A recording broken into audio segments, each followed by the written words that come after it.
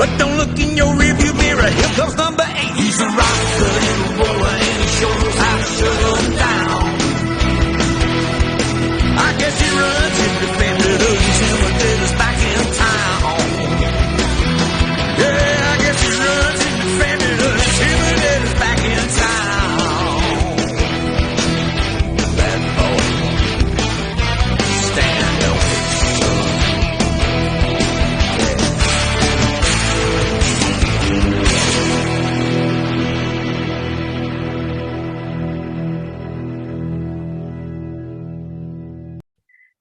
And welcome to the Nasboys podcast. Now, did you know that Dale Earnhardt Sr. filmed a cameo for the movie Flintstones in Viva Rock Vegas, but it was eventually cut from the film? So anyways, guys, welcome to the Nasboys podcast. I'm your host, Mike, a.k.a. Mike Bob Fan 101, with my good friend and co-host, Christian, a.k.a. Savage NASCAR. What's up, guys? And how dare they do Dale like that? I mean, cutting out of the film, that's ridiculous. But yeah, we got a packed show tonight. I guess we could say this is the first NASCAR news episode of the year. So make sure to watch to the end. And if you're new, subscribe and like the button. Yes. Greatly appreciate it. Yeah, this is our first official NASCAR podcast episode of the season. Very excited for this 2022 season, and we can't wait to keep growing. And let's get started. So we're going to start off with the Hall of Famers that have been inducted this season. Dale Earnhardt Jr., Red Farmer, and Mike Stefanik. Congratulations to those three guys. Yeah, well deserved. I remember talking about this with some people. I think all of them definitely deserve to be in there. I do think that it was weird that they only had 3 inductees this year instead of like normal 5 or 6. I thought there should have been more inducted in, but nevertheless, all of them had great careers involved in NASCAR or some form of motorsports. So I think that what they did was really good. The ceremony was really good as well. So props to them for how they handled the ceremony and promoted it as well. I thought it was good. Yeah, it was very good. And, you know, Red Farmer, for instance, was very long overdue, so I'm happy that he was able to get in there.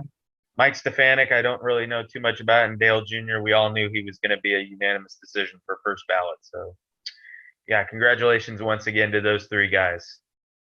We got M&ms shockingly leaving NASCAR because their new CEO thought it was going to be a waste of money. Again, this is very shocking. I feel like we have these like almost every year with just these iconic sponsors just going away. So yeah. I don't know. NASCAR needs to do something to keep these sponsors interested. Yeah, you see, like I was quite shocked when I found out about the news. And with M&ms, they've been in NASCAR for years as a sponsor for a long, long time. So I knew at some point it would come to an end, but I didn't think that was going to happen before this season. Right. That the contract and they're going to stop at the end of 2022. So it's kind of unfortunate. It was big news too because they were like one of the biggest sponsors in the sport, and with their company Mars and all that, it was just a complete surprise. So I mean, you kind of mentioned this too. There's been big name sponsors that have dropped out of NASCAR over the past couple of years. And moved on to other things. So that's all I got to really say about that.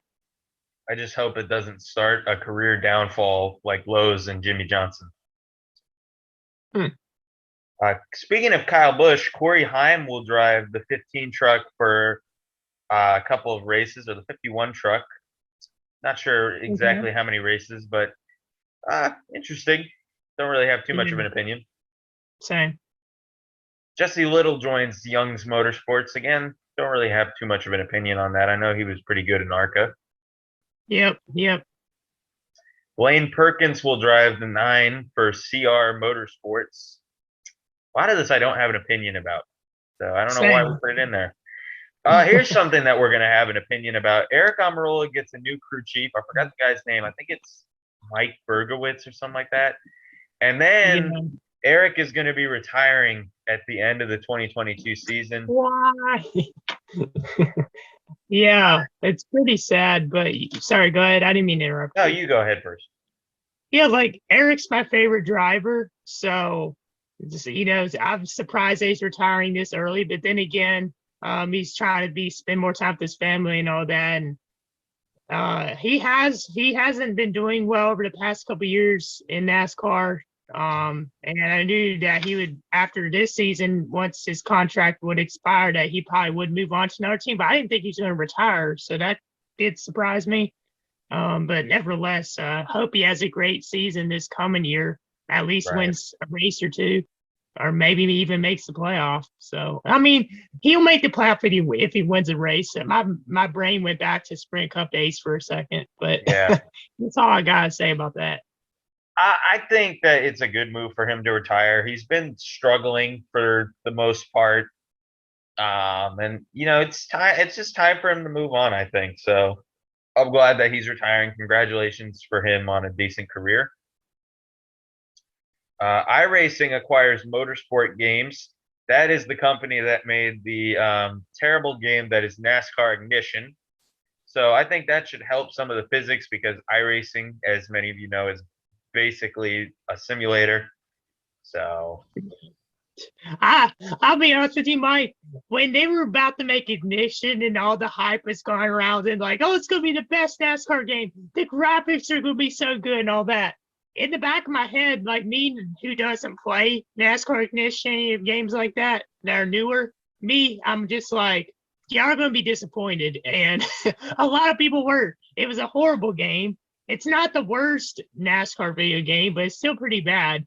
But I think it iRacing, is. like iRacing, they've been acquiring a lot of motorsports games. They've moved on to other series too regarding like dirt racing. They have dirt racing simulators now and a bunch of other things. So iRacing's got a big point that I'm not surprised that they would acquire more games and companies, or buy companies. So I think it's a W.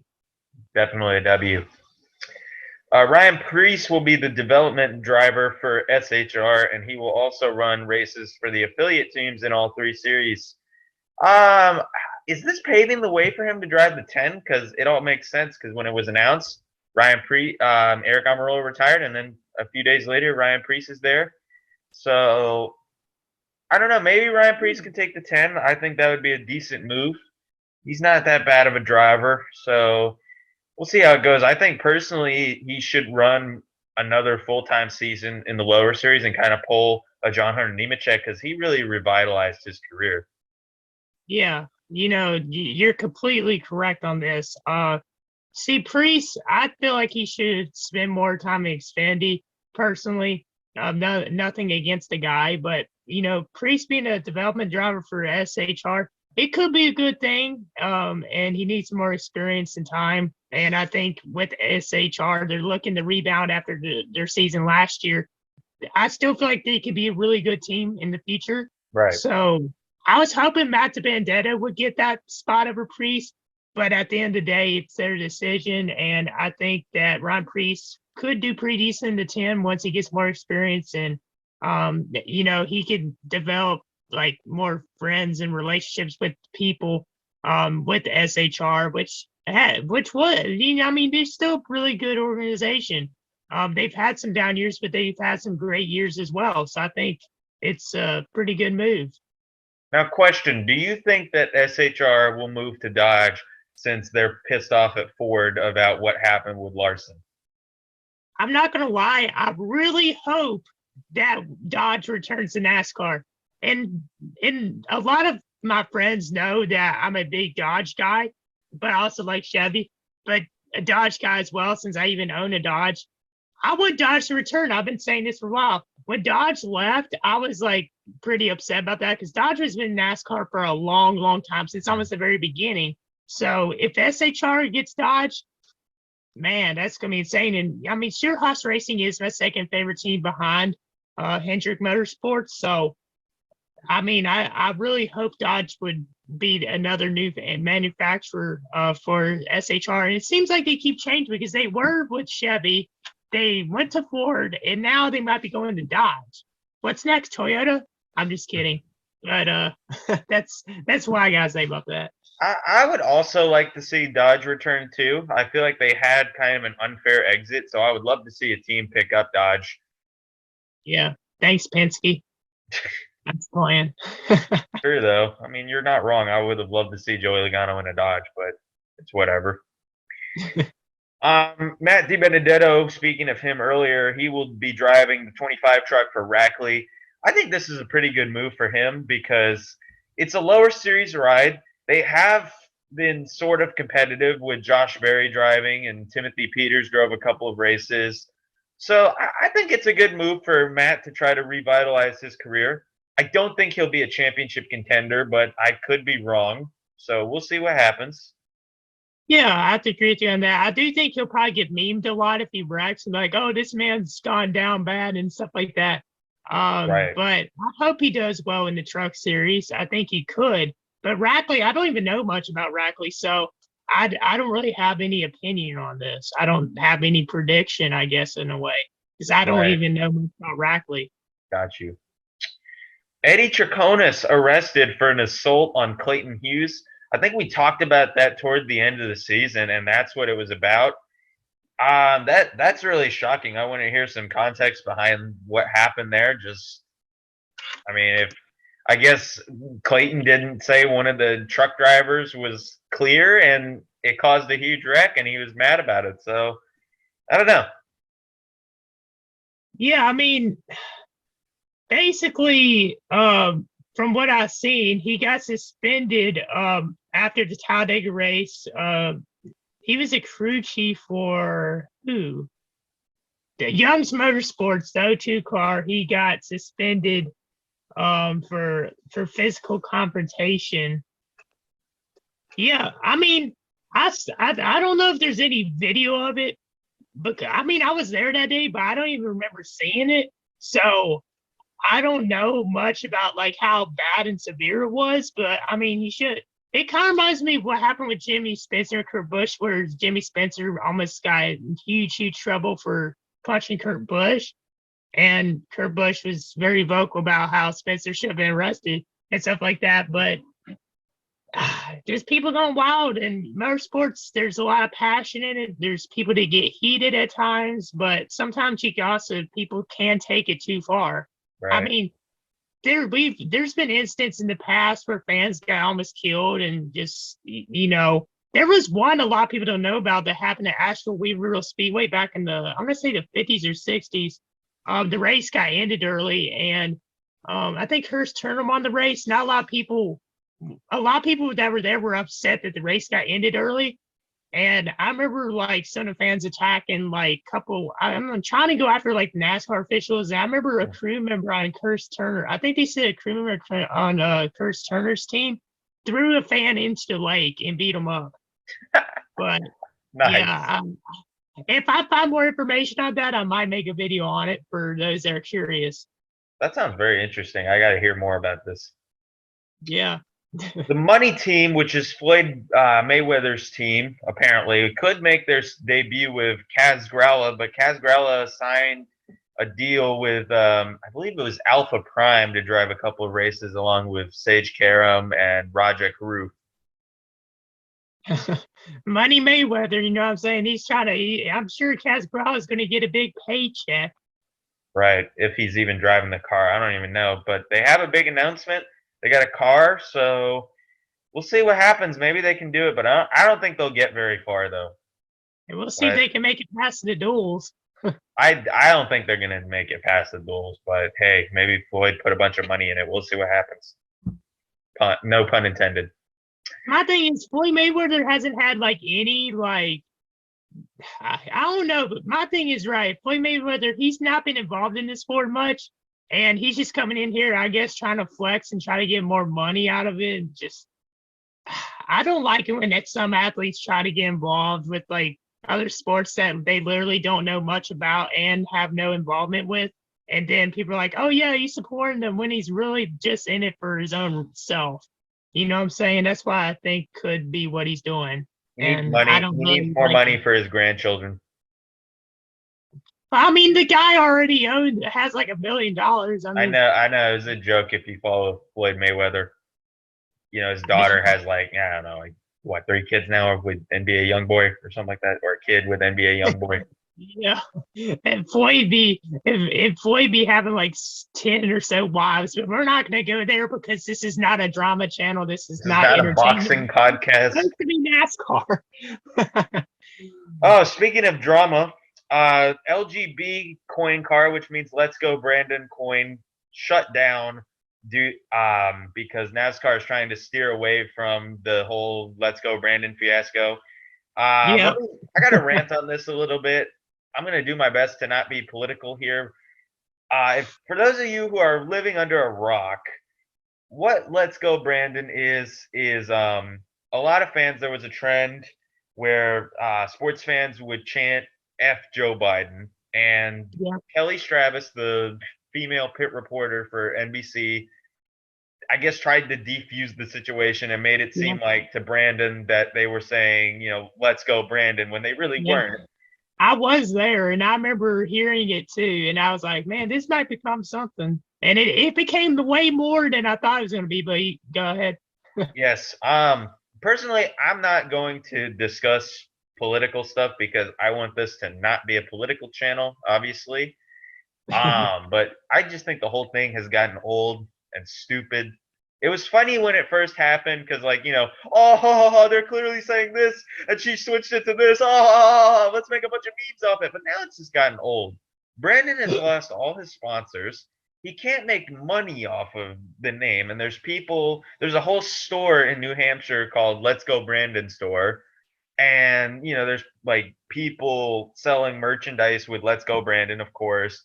And guess what? He doesn't profit a dime off of that. And now NASCAR, yes, they're doing the right thing with shifting away from the whole thing, but it just sucks that this guy can't get a freaking dime off his own name.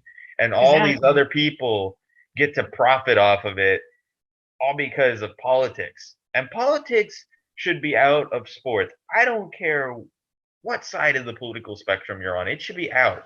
People Yeah. watch sports like NASCAR and football and basketball because they want to get away from their daily lives.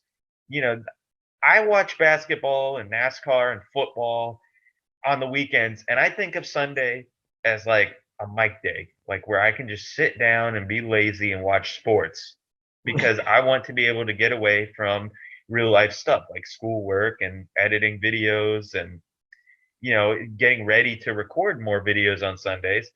I don't want to always be hearing about, Joe Biden this or COVID this. And no, Yeah. we want to be able to watch sports. I get that, we have the right to be able to say, like, if we don't like Joe Biden, we can say we don't like Joe Biden. Or if we don't like Trump, we can say we don't like Trump. But in sports, it's just getting old hearing about it constantly. And it sucks so much for Brandon Brown, who's trying to just stay neutral in all this. He even made a statement apologizing to all the sponsors that he lost because, he doesn't want it to be like this. He said, look, I vote. I'm not going to tell you who to vote for. I'm not for this guy. I'm not against this guy. He's just there to race. And that's what it should be. And it's just ridiculous that, one of the most underrated drivers in NASCAR is caught up in this whole fiasco, and these fans can't be happy enough for him to, like, cheer for him. I thought that at first, even like, it was funny. Like I said, again, it was kind of funny when it first happened, but the fans couldn't be happy even to cheer for him because he was always like, yeah, this is awesome, guys. This is my first ever race. This is a dream come true. And keep in mind, Brandon is a small town kid from Virginia who doesn't have that much money. He made a video earlier in the season with like sponsorship like offers, like, here, come sponsor my hood. So Yeah. I'm sorry that it was so long and drawn out. I don't like to do this, but it had to be said.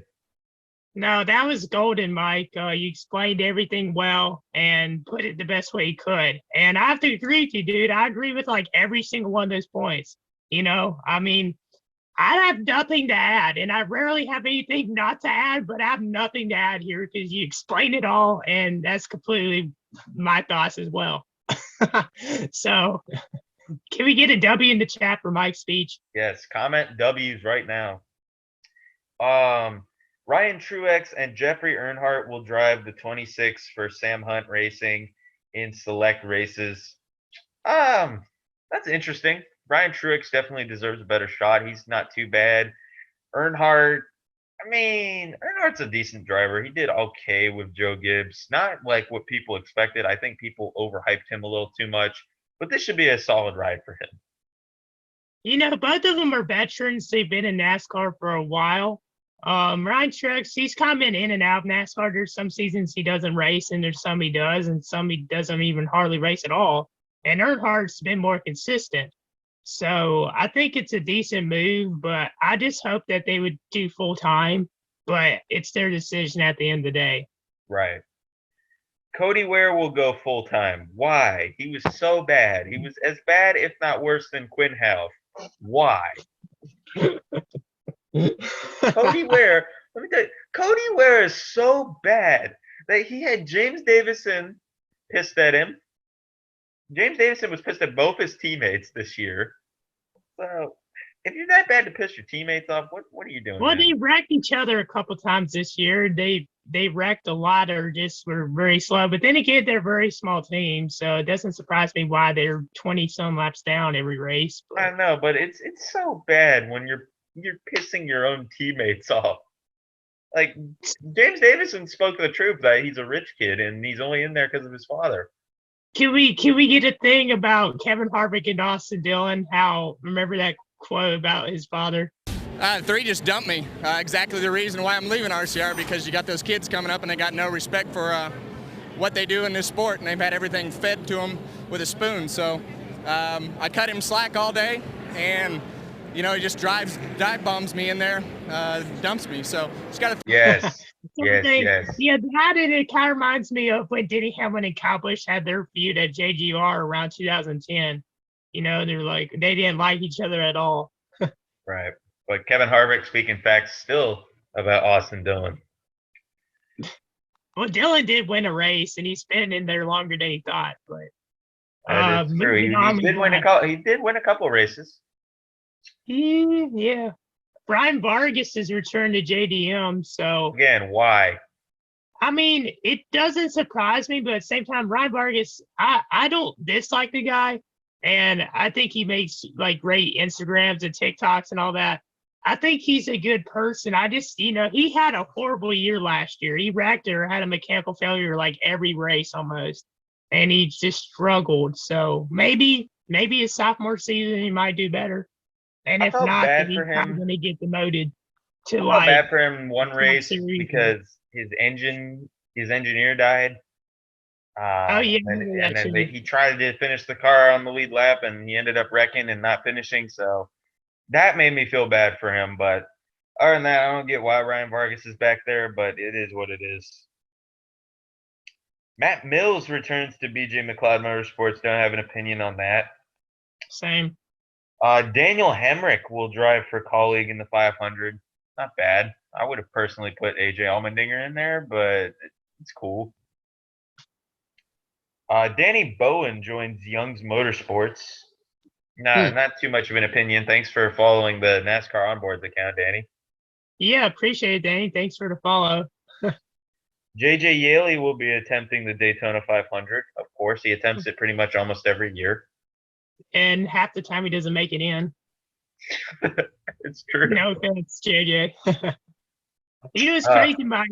When I was younger, I used to have this T-shirt. It was JJ Yeley's 18 when he drove the 18 Interstate Battery Car. I had his T-shirt. I don't know what happened to it, but JJ was a guy that a lot of people thought would be like, take over the 18 as like Bobby Labonte's replacement, and just a lot of stuff happened, a lot of DNFs, and he just was out of the Cup Series for a long time. He's been in and out part-time.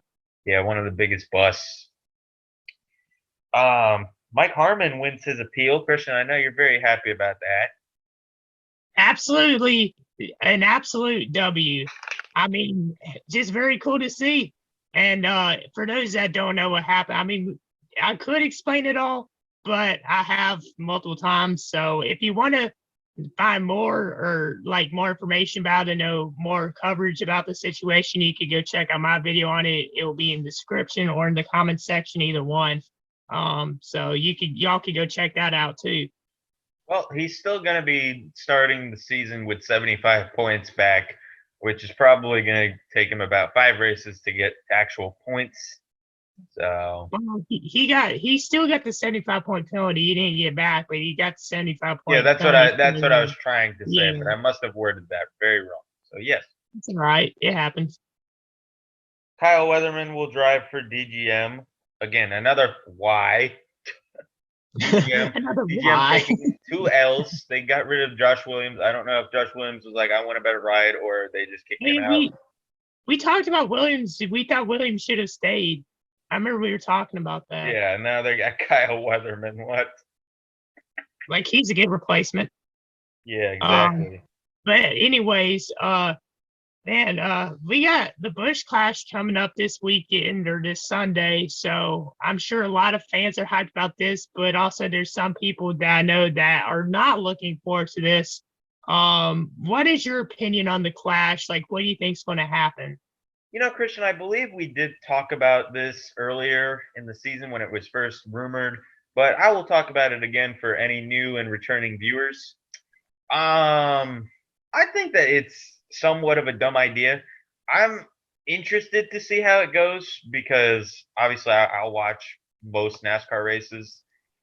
I think that it's mostly a cash grab and it's going to be something like Bowman Gray. Yeah. It might be even worse than Bowman Gray because I just think they're just going to crash a whole lot and it's going to make the sport look really dumb. But they're hyping it up a lot. They got Ice Cube performing at halftime.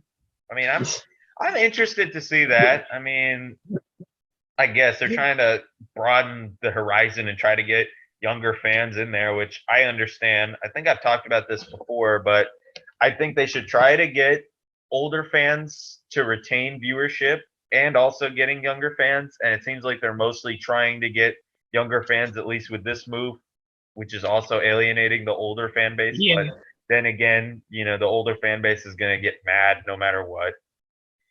Yeah. I am, like I said, I'm still excited for this race, obviously, because of NASCAR. And I'm interested to see kind of a beginning of the season demolition derby. So let's hope that I'm wrong. And if anybody's saying like, you know, I'm against change or whatever, I'm not against change because I'm actually very, very excited for the next gen car, and that has a lot of change in it. I just don't really, I'm not really feeling this move until I watch the race. Yeah, I agree with you. I was gonna say that I was trying to find more information, but on the Clash, I do know that there's supposed to be like some heat races and like a qualifying thing. Yeah. But I couldn't find that. I was trying to type that in, but a halftime show, I haven't seen that in a while. And the Super Bowl is coming up. We'll see one with that too. But for NASCAR, that's just sounding crazy. I'm sure that Ice Cube's they're gonna have to try to keep him from saying a lot of profanity. I know that him being from the California area kind of makes sense that he would be the one if they wanted to have someone for a halftime show because he's from there and he's from the West Side. You know what I'm saying? Right. If it's music, y'all know what I'm talking about. But yeah, I kind of like you mentioned we kind of did talk about this, but I'll say my opinion on it. Like, I think it's a cash grab. I think it's just trying to get more money and just show off more. I guess trying to show off more to the new generation and just stuff like that. I mean, there's nothing wrong with like trying to reach out and try to, you know, promote yourself more and all that. Exactly. I just think they're doing it for the wrong reason. Exactly. But the track looks quite interesting. It's pretty small, but it looks pretty decent. I mean, from pictures I've seen. I don't know if I'm going to watch it, but I might. It's bigger than I expected it to be. See, I know some people that aren't going to watch it. They're like, I'm not going to support this, you know, stuff like that. And it is sort of like a Bowman Gray that could happen to where there's a good bit of wrecks, but Bowman Gray will always be the goated wrecking short track. But I just think it's going to be like kind of odd to see NASCAR racing in the LA Coliseum, but the LA Coliseum has held other events before. They've held football games from baseball to track and field to the Olympics, go on and on. So it's hope quite interesting. I just hope that it showcases why people think NASCAR is great and it does inspire more of a younger generation to watch. And it's not only the guys crashing and making themselves look like idiots.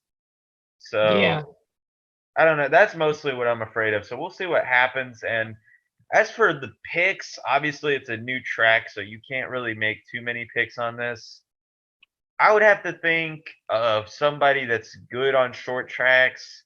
So a couple of my picks would be like Joey Logano, Denny Hamlin, and Martin Truex. I know I was going to say this too. They one of the grand marshals for the race is going to be Eric Dickerson. He played he was a run backer for the Los Angeles Rams back in the day. But also with Ice Cube at the halftime show, I think Pitbull and DJ Sky are supposed to be doing that as well. But I meant to say that a little bit earlier. But pick wise, man, it's so unpredictable. It's kind of Right. hard to say who the winner could be. And I don't know who's all going to be in it either. So I don't have a clear pick, but I could say like a Kyle Busch or Trish Jr. Could win it, or it could be Chase Elliott or the Mickey Mouse of the sport. So we'll A see. Chase Elliott fan is saying he's Mickey Mouse. That's rare. I mean, I joke about it. So I mean, I like Hendrick Motorsports. I do pull for Chase, but I mean, I still make Mickey Mouse memes. Right. But yeah, I think my main pick, I'm going to be a little bit biased. I'm going to say my main pick is Joey Logano because he's very aggressive, and I think that this track is going to fit his driving style really well. Well, I mean, he did do well. He's done well like races at new tracks. He did well at Coda. He did Obviously well won Bristol Dirt. Yeah, Bristol Dirt too. So we'll see. I was gonna say one other thing. If there's no other news, something that came out today. Basically, NASCAR says that they'll start approaching or start allowing rear tire changers to approach from the front or the rear of the car starting at Atlanta. Basically, the concern had been a safety issue with the hose movement in the scenario, but belief is it'll be okay. I don't get that. I mean, either way, I think they should do whatever they want with how they go about going in front of the car, behind the car, regarding tire changing. So, it's just an M.